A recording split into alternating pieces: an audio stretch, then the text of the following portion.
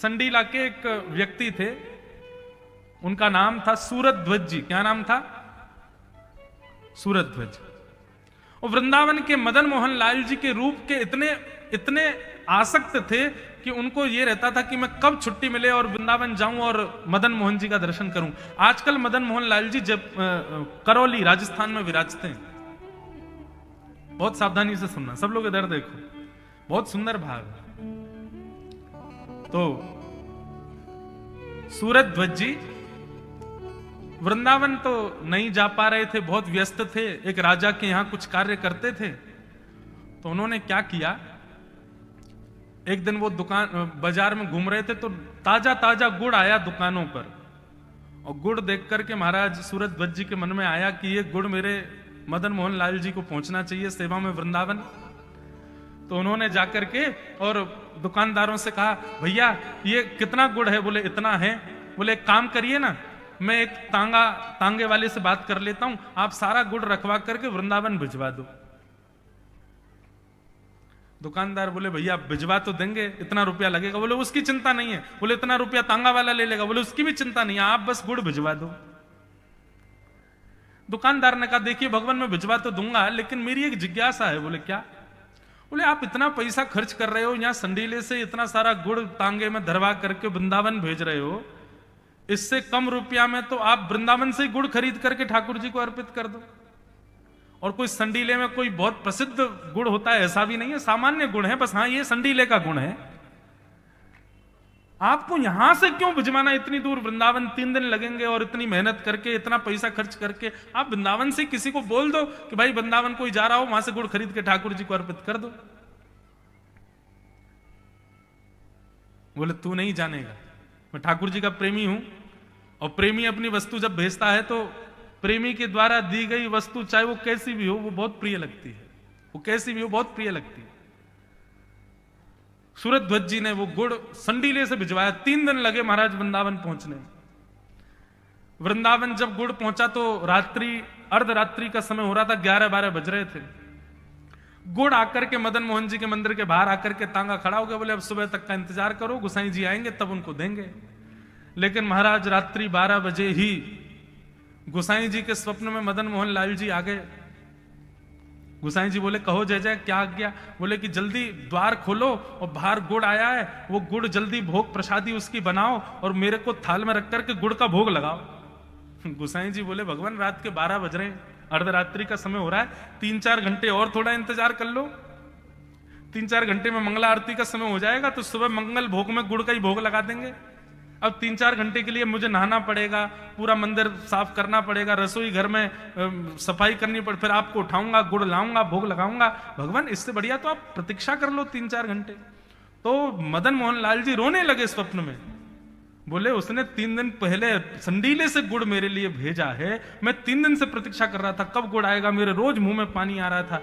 बोले तुम रोज मेरी सेवा करने आ रहे थे तो तुमको लग रहा था ठाकुर जी को इतना पसीना नहीं, मुंह में से लार टपक रही थी मेरे, कब गुड़ आवे, कब मैं उसको पाऊं। और आज आकर के गुड़ आया है और तुम कह रहे हो 4 घंटा और इंतजार करूं मैं। गोसाई जी तुरंत उठे, जल्दी जाकर के स्नान किया, स्नान करके मंदिर की साफ सफाई करी, रसोई घर में जाकर के चूल्हा चेताया। महाराज बाहर द्वार पर तांगे में गुड़ रखा था, तांगे वाले को उठाया, बोले लाओ गुड़ दे दो। बोले सुबह हो गई? बोले बस हो ही गई। लाल जी भूखे बैठे भीतर, तुरंत गुड़ लेकर के गए, बढ़िया खीर बनाई, उसमें गुड़ डाला और जब मदन मोहन लाल जी को अर्पित किए, गोसाई जी के नेत्र सजल हो गए। बोले क्यों? बोले खीर ठाकुर जी के आगे रखने के बाद पर्दा लगाया था, लेकिन पर्दा जैसे उठा करके देखा तो पूरे मुंह पर खीर लगी। भाई श्री मदन मोहन लाल जी इतने आसक्त, इतने आनंद। आपकी सामग्री कैसी है ये विशेष बात नहीं, आपका उस सामग्री को देने में भाव कैसा है ये विशेष भाव। आपके द्वारा दी गई प्रस्तुत की गई वस्तु कितनी मूल्यवान है, कितनी सुंदर है, यह जरूरी नहीं है, उस वस्तु में भाव कितना है। भीष्म पितामह सामान्य संस्कृत स्तुति नहीं गा रहे हैं भगवान की। भीष्म पितामह की स्तुति के भाव यदि आप सुन लेंगे, रोम रोम नाचने लगेगा आपका। मैं तो कभी कभी विस्तार कर देता हूं तो 2-2 दिन तक भीष्म पितामह की स्तुति चलती है। भीष्म पितामह कह रहे हैं भगवान मेरी एक इच्छा है, आपसे मैं प्रार्थना कर सकता हूं? भगवान बोले बोलो क्या चाहिए? भीष्म पितामह कहते हैं, इतिमति रूप कल्पिता वितृष्णा भगवत सात्वत पुंगवे विभुंगे।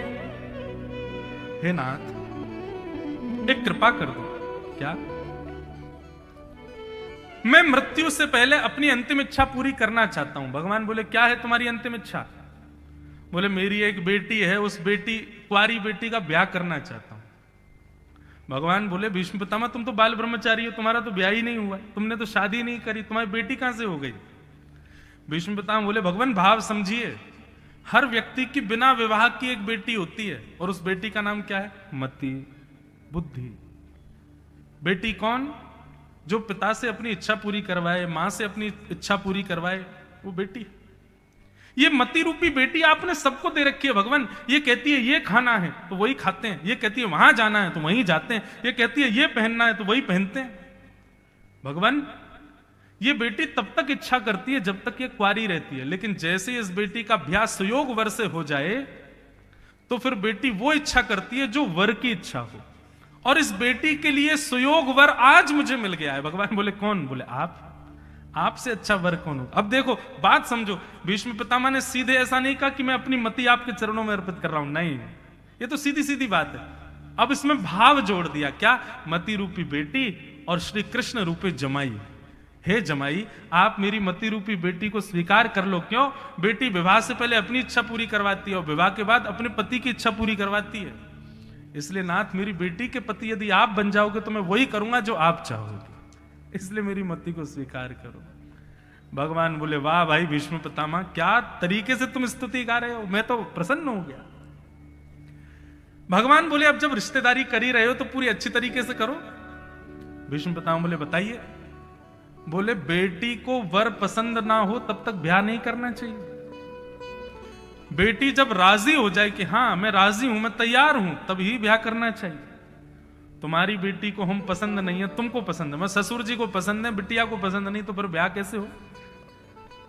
पहले अपनी मति से पूछो तो सही, उसको हम प्रिय लगते हैं कि नहीं।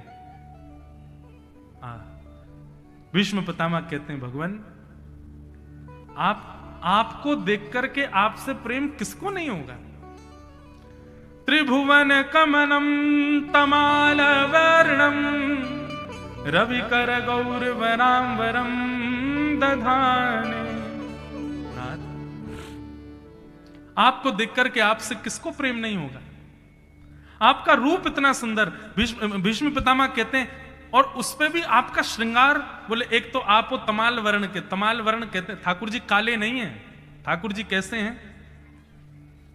सांवले भी नहीं है, अलग ही रंग है ठाकुर जी का।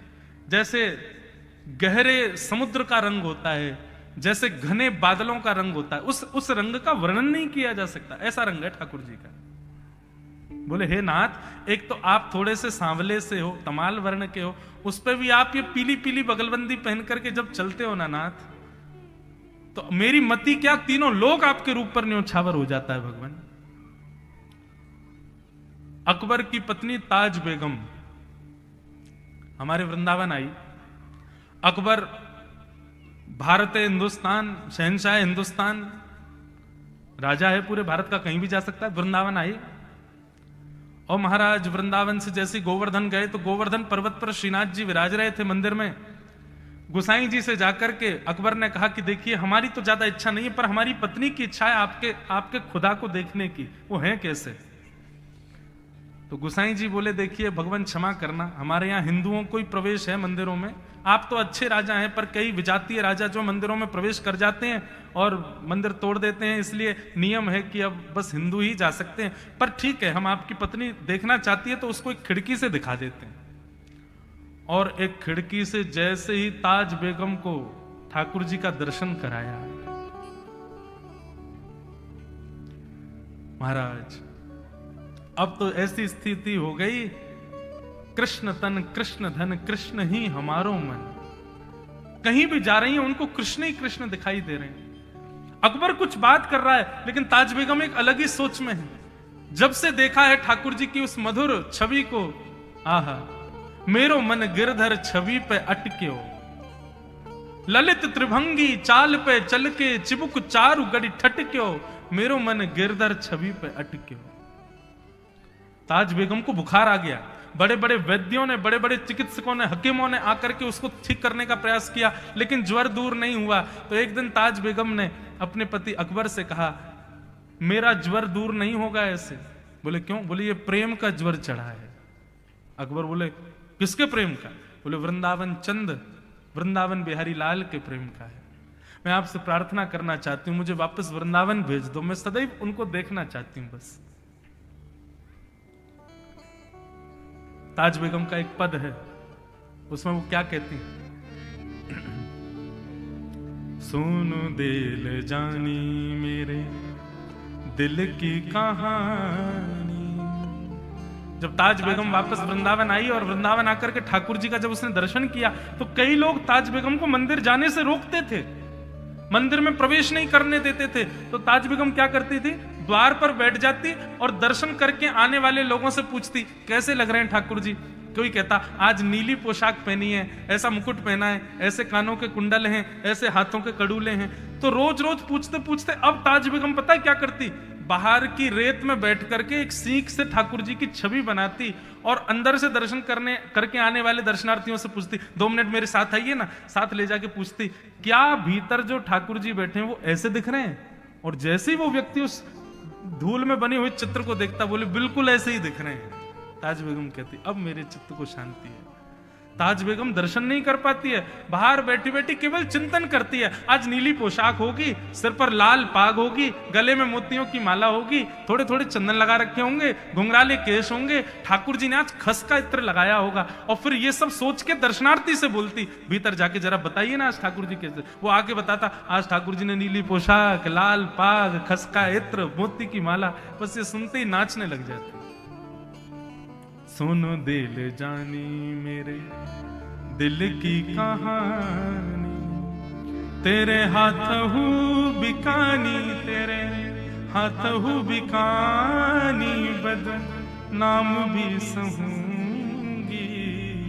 सुनो दिल जानी नंद के कुमार, कुर्बान तेरी सूरत पे, हूं तो मुसलमानी हिंदुआनी भी रहूंगी। सुनो दिल जानी मेरे दिल की कहानी, तेरे हाथ हूँ बिकानी, बदल नाम भी सहूंगी। सुनो दिल जानी। ऐसी ताज बेगम ठाकुर जी के। ताज बेगम का चरित्र पढ़ के हमने भी एक बार प्रयास किया। 2020 की घटना है। 2020 में नाथद्वार में कथा हो रही थी, नाथद्वारा राजस्थान। हमारे लाल जी का उत्सव, श्री गिरधर लाल जी हमारे सेवा के ठाकुर जी छोटे से, उनका हर वर्ष उत्सव होता है। इस बार द्वारिका में है, 11 से 17 जनवरी द्वारिका गुजरात में। पूरे भारतवर्ष के संत आते हैं और महाराज सुबह कथा होती है, शाम को खूब उत्सव होता है। आप भी झांसी के लोग जो जो आ सको, सबको हमारा निमंत्रण, सब लोग पधारो। और जिसका भी आने का मन बन रहा हो वो हमारे किसी भी कार्यकर्ता से बात कर लेना, आपकी सब व्यवस्था वहां हो जाएगी। तो हमारे ठाकुर जी का प्रथम जन्मोत्सव हो रहा था नाथद्वार में, राजस्थान में। तो हमारे ठाकुर जी का श्रृंगार करके सुबह सुबह में 9 बजे कथा होती थी, 9 बजे मंच पे आ जाता था और कथा पूरी होती थी 1 बजे। तो तब तक मंदिर बंद हो जाता था, श्रीनाथ जी का मंदिर। तो मैं क्या करता था, रोज एक व्यक्ति को भेजता था कि आज तुम जाके दर्शन कराओ और मैं जब कथा करके उतरूं तब मुझे बता देना आज ठाकुर जी कैसे दिख रहे थे, उनका श्रृंगार कैसा था। तो ताज बेगम तो सोचती थी कि ऐसा होगा, हम सोचते नहीं थे। हम अपने लाल जी का श्रृंगार करते थे। तो पहले दिन ठाकुर जी को लाल वस्त्र पहनाए, मोतियों की माला पहनाई, सिर पर मुकुट पहनाया, कानों में मकराकृत कुंडल पहनाए, पीछे थाड़ा वस्त्र पहनाया और ऊपर मोतियों की हठरी बना दी ठाकुर जी के। ऐसा कोई मन में भाव नहीं था कि ताज बेगम की तरह हमको भी देखना है कि मैच हो रहा है कि नहीं। बस मंच पे आए, कथा कहने लगे। कथा के बाद में कथा से उतर करके वो बालक जो दर्शन करने के लिए जाता था उससे पूछा मैंने कि आज ठाकुर जी का मंदिर में दर्शन कैसा था। बोले महाराज जी आज ठाकुर जी ने लाल पोशाक पहनी है, सिर पर मुकुट पहना है, मोतियों की माला पहनी है, कानों में मकराकृत कुंडल पहने, पीछे थाड़ा वस्त्र और मोती की हटरी में ठाकुर जी बैठे। अरे मैंने कि पगले हमारे ठाकुर जी नहीं, श्रीनाथ जी के बारे में बताओ। वाह, ये है ग्राम सिंह, इनका भी कोई भजन होगा इसीलिए आगे कथा में। तो मैंने कहा भाई मंदिर के ठाकुर जी का दर्शन बताओ, ये तो तुम हमारे ठाकुर जी का बता रहे हो। बोले नहीं महाराज मैंने आपके ठाकुर जी देखे नहीं, मैं तो मंदिर के ठाकुर जी का बता रहा हूं। मैंने कहा यार ये एक जैसे कैसे हो गए। शाम को फिर जब हम उत्थापन में 4 बजे दर्शन करने गए तो ठाकुर जी बिल्कुल वैसे ही जैसे हमारे लाल जी। मैंने कि चलो आज तो तुक्का लग गया, कल देखते हैं। दूसरे दिन हमने ठाकुर जी को पीली पोशाक पहनाई, सोने की मालाएं पहनाई, सिर पर मुकुट ना धरा के पगड़ी पहनाई, पगड़ी पहना करके आज ठाकुर जी को शीशे की हटरी में बैठाया, शीश हटरी। कथा करने के लिए गए, कथा के बाद बालक खड़ा था। मैंने कहा हाँ भाई आज श्रीनाथ जी कैसे हैं? बोले महाराज जी आज ठाकुर जी ने पीत वस्त्र पहने हैं, स्वर्ण के आभूषण पहने हैं, सिर पर पाग पहनी और आज ठाकुर जी शीशे की हटरी में बैठे। मैंने कहा भैया ऐसा मत बोल भाई, ये तो बिल्कुल हम सुबह ठाकुर जी का जैसा श्रृंगार करते मंदिर में भी वैसा ही हो रहा है। तीसरे दिन हमने फिर कहा, मैंने कि लाल जी यदि आज आपका श्रृंगार एक जैसा हुआ तो मैं समझ जाऊंगा कि हमारे उत्सव से आप प्रसन्न हो। तो तीसरे दिन हमने वो श्रृंगार किया जो उस ऋतु में होता ही नहीं है। क्या? ठाकुर जी को पाग पहनाई, वस्त्र पहनाए और सुंदर मेवा की हटरी, काजू बादाम और इन सब की हटरी कहते हैं, एक बढ़िया सुंदर सी कुंज में ठाकुर जी बैठते हैं, हटरी में बैठाया। और उसके बाद हमने क्या, श्रृंगार हो गया था लेकिन दोबारा गया और दोबारा जाकर के फिर मैंने पगड़ी के ऊपर सहरा और बांध दिया। मैंने आज दुल्हा बनाओ इनको। अगर आज सहरा पहना होगा श्रीनाथ जी ने तो समझ जाएंगे हमारे उत्सव से लाल जी प्रसन्न है। कथा में मेरा मन कम लगे, मेरे को यूं ही लगे कब 1 बजे कब मैं पूछूं। और 1 बजते ही महाराज मैंने जैसे उससे पूछा, अब तो मेरी आंख तो पहले ही भर आई थी। मैंने कि इतनी विषम परिस्थिति में हूं, यदि ठाकुर जी का वैसा श्रृंगार नहीं होगा तो कष्ट बहुत होगा, और सेम श्रृंगार हुआ तो इतने आनंद होगा कि कहीं प्राण नहीं निकल जाए। मैंने कि बता भैया आज ठाकुर जी कैसे लग रहे हैं? उसने कहा महाराज जी आज ठाकुर जी लाल हटरी में बैठे, अलग हटरी हमारी मेवा की थी। मैंने कि अरे आज तो अलग हो गया। बोले आज ठाकुर जी ने ऐसा श्रृंगार किया है, लेकिन आज विशेष ये था कि आज ठाकुर जी ने पाग के ऊपर सहरा पहना हुआ है। ओ महाराज जैसे ही सहरा की बात सुनी, मैं सही बताऊं 2 मिनट तो नाच लिया उसके साथ। मैंने कि भैया गले लग जा, आज तो इतने प्रसन्न है, ठाकुर जी प्रसन्न है हमारी सेवा से। कभी बंधु ये सब कर सकते हैं। कभी ओरछा जाओ, राम राजा सरकार के पहले दर्शन करने से पहले ही सोच लो ठाकुर जी आज यदि आपके श्रृंगार में ये में से कुछ भी एक यदि मिल गया तो हम समझ जाएंगे कि दर्शनार्थियों में सब दर्शनार्थी आपको देख रहे थे पर आपने हमको देखा। सोच के जाओ पहले से, आज ऐसी माला होगी, आज ऐसा पाग होगा, आज प्रसाद में ये होगा, कुछ भी 4-5 बात सोच लो, एक आध तो मिल ही जाएगी। 4-5 मिल जाए तो बहुत बड़ी बात। और देखना भैया जैसे ही राम राजा सरकार का दर्शन करोगे, एक भाव भी आपका मिल गया, आंसू रुकेंगे नहीं आपके, इतना आनंद होगा, लगेगा कि राम जी गोद में ही आ गए, हमारे हृदय से ही लग गए। ऐसे बीच बीच में कभी इन भावों से अपनी भक्ति की परीक्षा लेते रहा करो।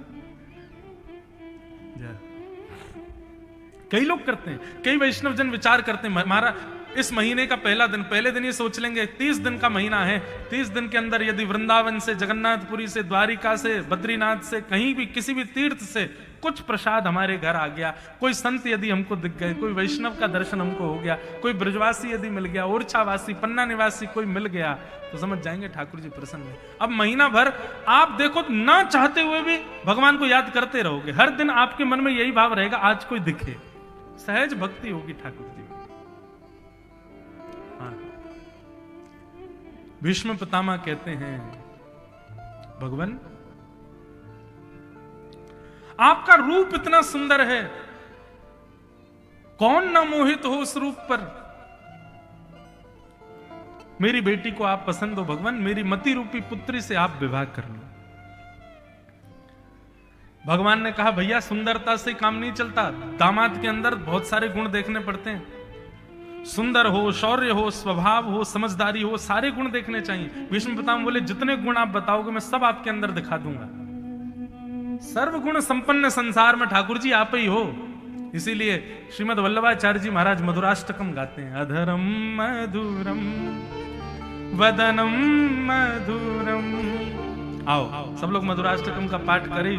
इतने ठाकुर जी के रूप का वर्णन हमने सुना है, कैसे हैं ठाकुर जी।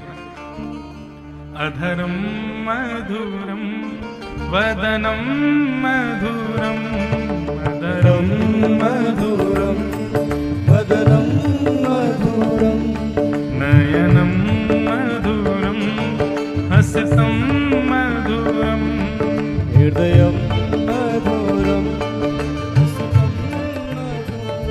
ओ हृदयम मधुरम गमनम मधुरम, हृदयम मधुरम गमनम मधुरम, मधुराधिपतेरखिलम मधुरम, मधुराधिपतेरखिलम।